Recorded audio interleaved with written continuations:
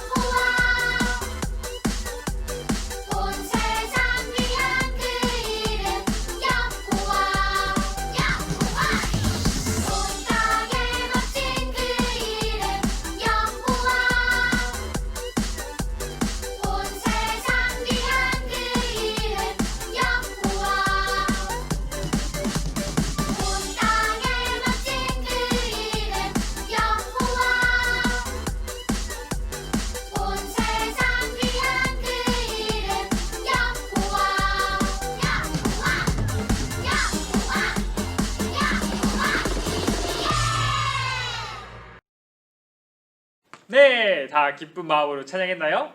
네, 오늘은 또 특별하게 초등부 친구들이 함께 찬양을 섬겨 주었어요. 전도사님이 이 시간 오늘 말씀을 위해서 기도하겠습니다. 하나님 아버지 감사합니다. 오늘 우리가 이렇게 함께 예배하게 하시니 감사합니다. 하나님, 오늘 예배 가운데 우리가 집중해서 하나님 말씀을 들을 수 있도록 도와주시고, 오늘 하나님 말씀을 들을 때 하나님이 우리의 왕되심을 알고 하나님의 뜻에 순종하며 살아갈 수 있도록 도와주세요. 예수님의 이름으로 기도드렸습니다. 아멘. 네, 오늘의 말씀 다 같이 찾아보겠습니다. 오늘의 말씀은 8장 5절에서 7절까지예요. 구약성경 419쪽이 있어요. 다 같이 읽겠습니다. 그에게 이르되 보소서, 당신은 늙고 당신의 아들들은 당신의 행위를 따르지 아니하니 모든 나라와 같이 우리에게 왕을 세워 우리를 다스리게 하소서 한지라. 우리에게 왕을 주어 우리를 다스리게 하라 했을 때 사무엘이 그것을 기뻐하지 아니하여 여호와께 기도하매 여호와께서 사무엘에게 이르시되 백성이 내게 한 말을 다 들으라. 이는 그들이 너를 버림이 아니요 나를 버려 자기들의 왕이 되지 못하게 함이니라. 아멘. 여러분, 혹시 마라톤 경기가 뭔지 아나요? 마라톤 경기는 달리기 경기인데 아주 먼 거리를 달리는 경기예요. 마라톤 경기에서는 42.195km를 뛰어야 되는 아주 힘든 그런 경기예요. 와우. 그런데 2014년도에 영국 썬더랜드에서 한 마라톤 경기가 열렸어요. 많은 사람들이 마라톤 경기에 출전했어요. 그런데 마라톤 경기에서 통과한 사람은 단 한 명이었어요. 왜 한 명밖에 없었을까요? 마라톤 경기에서 무려 5,000명이 되는 사람들이 다 떨어졌어요. 왜 사람들이 다 떨어졌을까요? 그건 마라톤 경기에서 제일 먼저 앞서가던 사람을 제외하고 2등이 실수로 다른 길로 들어선 거예요. 그리고 그 2등을 따라서 다른 사람들도 다 같이 잘못된 길로 갔어요. 그래서 1등을 제외하고 나머지 사람들은 다 잘못된 길로 가서 결국에 그 마라톤 대회에서 실격하고 말았어요. 마라톤처럼 모든 스포츠 경기는 다 규칙을 지켜야 되는데 규칙을 어기면 결국 실격되기 때문이에요. 그래서 길을 잘못 들어선 2등과 아무 생각 없이 그냥 2등을 따라가던 나머지 선수들은 모두 다 실격되고 말았어요. 이처럼 단순히 다른 사람들이 한다고 해서 생각하지 않고 그대로 따라하는 것은 아주 위험한 행동이에요.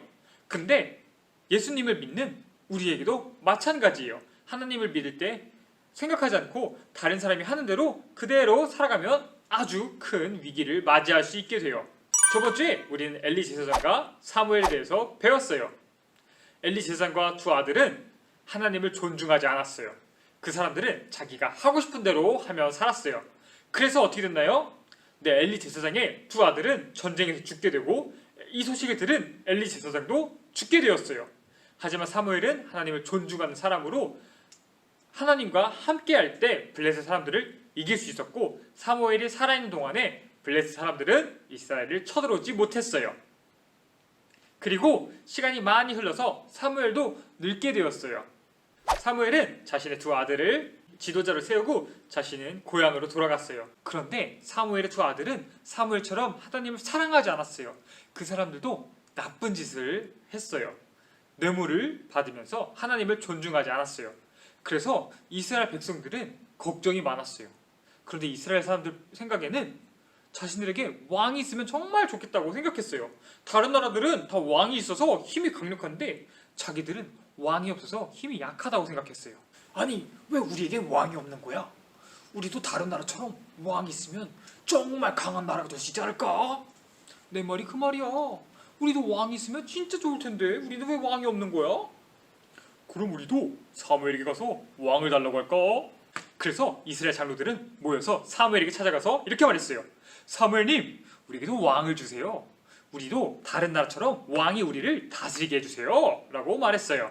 이스라엘 백성들은 다른 나라들처럼 왕이 자신들을 다스리면 이스라엘도 다른 나라처럼 힘이 세져서 강해질 거라 생각했어요. 그런데 여러분, 지금까지 우리가 배운 말씀을 통해서 우리는 뭘 할 수 있나요? 이스라엘은 언제 이방 민족에게 침략을 당했나요? 이스라엘은 힘이 약할 때 침략을 받은 게 아니라 하나님을 섬기지 않을 때 침략을 받았어요. 그런데 이스라엘 사람들은 또 이거를 깜빡하고 왕이 있으면은 자신들이 안전할 거라고 생각했어요. 그래서 사무엘에게 왕을 달라고 말한 거예요. 왕을 달라는 요구를 들으신 하나님은 사무엘을 통해 왕이 생기면 이스라엘 백성이 후회할 거라 말했어요. 하지만 이스라엘 백성은 그럼에도 계속 왕을 달라고 했고 결국 하나님께서는 왕을 주시겠다고 말씀하셨어요. 그래서 하나님은 처음으로 이스라엘 왕을 뽑아서 이스라엘을 다스리게 하셨어요. 하나님은 사무엘에게 말씀하셨어요. 내일 베냐민 지파에서 사울이 오거든 그의 머리 위에 기름을 붓고 그를 왕으로 세워라. 그리고 정말 다음날 사울이 와서 찾아왔어요. 그래서 사무엘은 그를 왕으로 세운다고 말했어요. 그래서 사울은 말했어요. 네? 저희 집안은 이스라엘에서 가장 작은 베냐민 지파입니다. 그리고 저희 집안은 베냐민에서도 아주 작은 집안입니다. 그런데 제가 어떻게 왕이 될 수 있겠습니까? 이렇게 사울은 자신을 낮추는 아주 겸손한 사람이었어요. 다음날 사무엘은 사울을 데리고 나가서 그의 머리 위에 기름을 붓고 이스라엘 백성들에게 말했어요. 이제 사울이 여러분의 왕입니다. 이스라엘 백성들이 사울을 보자 사울은 매우 키가 크고 잘생기고 또 매우 겸손도 했어요. 그래서 이스라엘 백성들은 기뻐서 환호성을 질렀어요. 만세! 만세! 만세! 하지만 이스라엘의 선택은 옳은 선택이 아니었어요. 왜 이스라엘에는 왕이 없었을까요?